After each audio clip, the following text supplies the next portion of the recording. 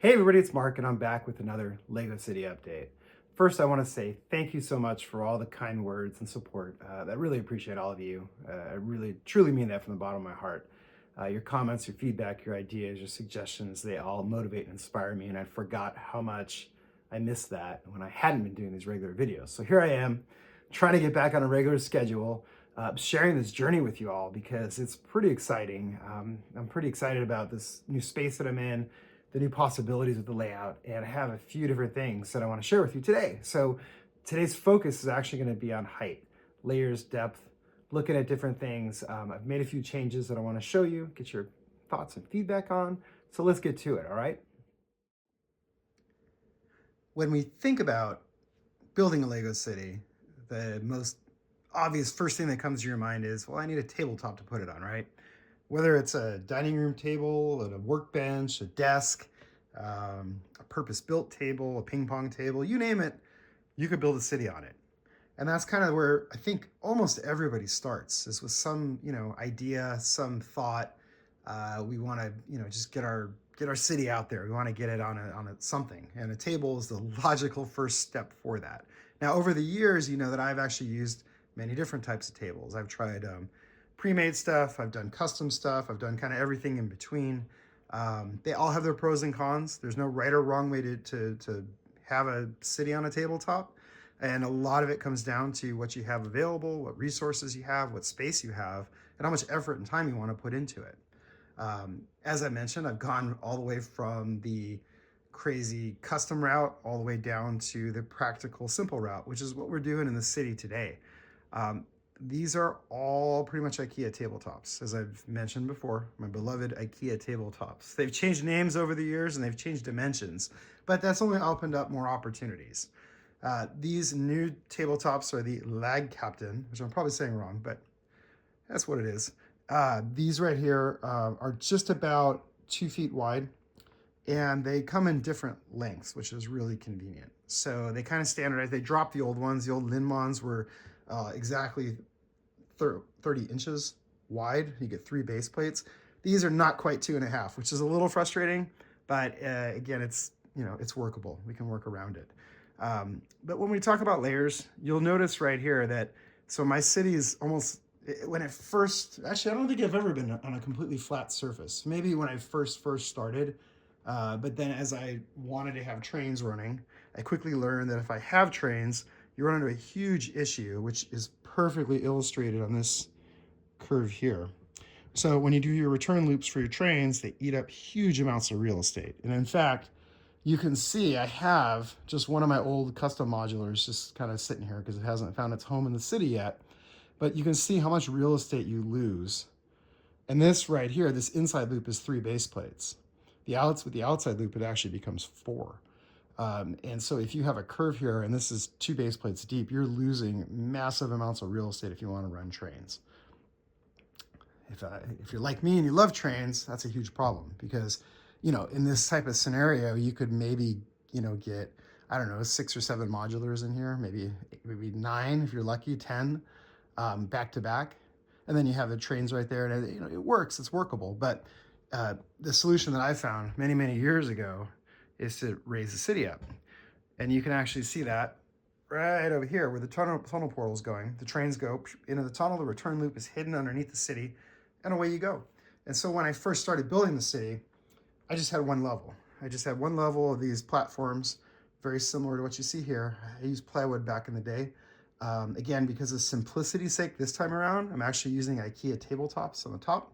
So tops and bottom are all IKEA tabletops. Just for simplicity's sake, to make things easy. But it gives you a lot more real estate to work with when you're running trains. It also gives you a little more visual interest. It led to the development of the infamous retaining walls that have made quite a splash out there over the years as well. And these have constantly evolved too, as I've changed the heights, adjusted things, moved things around. It just gives you a lot more visual interest than just having a flat surface. Not that there's anything wrong with a flat surface. That's fantastic. And if I've seen some really, really effective layouts that are built flat and they're beautiful. But personally, I love this look, and you can see it really well right here, this layering of the modulars. everything's at a different level. It adds a lot of depth. It adds a lot of just uniqueness to it. It gives your eyes are kind of pulled in all these different directions, and it makes it's pretty, I don't know, I think it's pretty cool. So let's talk more specifically about these heights and things. So this one right here, and this is the latest thing that I've done, is I've actually lowered the Ninjago Peninsula.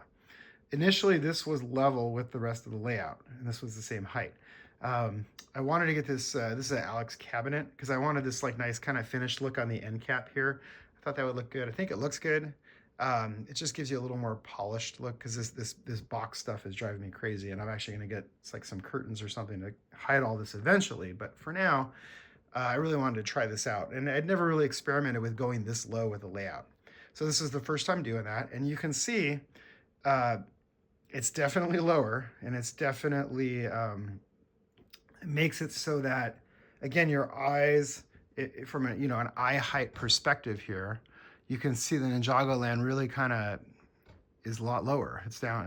It's much lower than the rest of the city.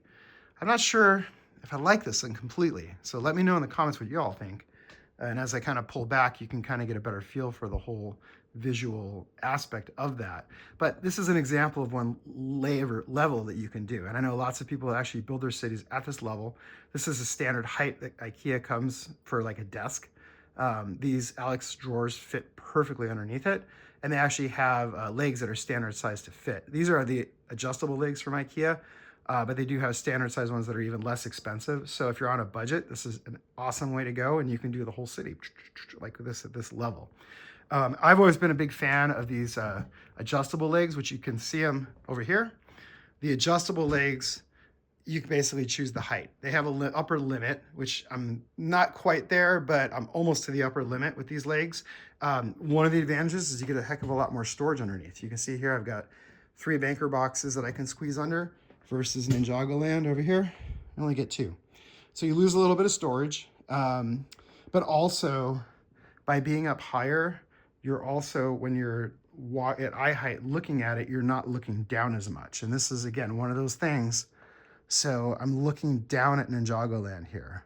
Luckily, Ninjago land has lots of cool details and lots of things that are kind of hidden nooks and crannies. So as you get in here, I don't think it's quite as bad. Not that it's bad to the regular modulars, but there's a lot of visual interest and things to draw you in as you look down on it, versus the regular modulars where you don't necessarily want to look at the back of them. You don't necessarily want to look in the sides of them. Now, some of them, like the Parisian, there's that little eating area in the back. That's kind of cool. There's steps on the bookshop house, things like that you kind of draw your eye. But again, I think having it up at a little bit of a higher level is pretty good. This is about 3 feet high, just for reference sake. This is about 3 feet. This IKEA setup here is about 2.5. And then, of course, we get to the platforms behind that. So again, if you're going to run trains, you want to save some space, you want to get things kind of situated, you can set up platforms behind, and you can actually see one peeking out here. This is an old one that I have. This is old plywood, scrap wood that I had laying around. There's actually legs underneath, which you can see better over here. There's actually, see that black, well, it's actually kind of shadowed, but the black bar right there, that's a adjustable furniture leg. You can get those online. Amazon sells them. They come in all different heights. These particular ones are 6 inches, but they're adjustable up to 7. And I actually have this platform right here, almost up to 7 inches, because the platforms along the back wall here, these are actually 8-inch table legs that I have here. This is something brand new that I've tried. In addition to the Ninjago being lower, this is actually the first time I've actually gone to 8 inches on the back side of the upper level platforms. So we have even more variations in the height. So it goes from 8 inches along here to 7 inches here, and it goes down to 6 inches in this part of town. So again, lots of variation, lots of different height, just playing with different levels and layers and all kinds of goodness like that. I do have a slight little issue with the roadway here, which I'm trying to work out. I'm using some ramps right now. I don't know if there's a better way to do that, to get from one level to the other as far as the roads go. I don't know, maybe I'll have a teleporter or something. But again, overall, I'm kind of liking this new height for the back platforms, especially because the trains run again along the back side there. It makes it much easier to reach back there and to get to fixed derailments. I'm actually going to probably put some sidings back there so I can run different trains out the front of the layout. Just a lot of flexibility with that. So the 8-inch height, pretty stoked about that. This is more of a transitional element going from here to here. And then of course we have the Ninjago height here, brand new. I wish I could make it maybe like 2 inches higher. I think I'd be really happy. I'm not sure how to pull that off if I want to preserve this cabinet. Maybe some maybe I could put some furniture legs on the cabinet. That might look funny though, don't you think? I don't know. Let me know in the comments. Let me know what you think about this new layout idea. Layers and levels. And that's it. Another Lego City update in the books. Again, let me know what you think. It's been fun to experiment with this. It's fun to play around with it and try different things. It's Lego. That's what I always say. If you don't like it, you can rebuild it. Same thing with IKEA furniture. If you don't like it, you can change it. Well, if you get adjustable legs, that is. So let me know what you think. And I will be back soon. Let me know. Also, let me know what else you want to see from the city. Maybe let me know in the comments. Let me know what you want to, see or learn or kind of hear how I do things. Let me know. I'll be back soon with another video. Take care. Bye.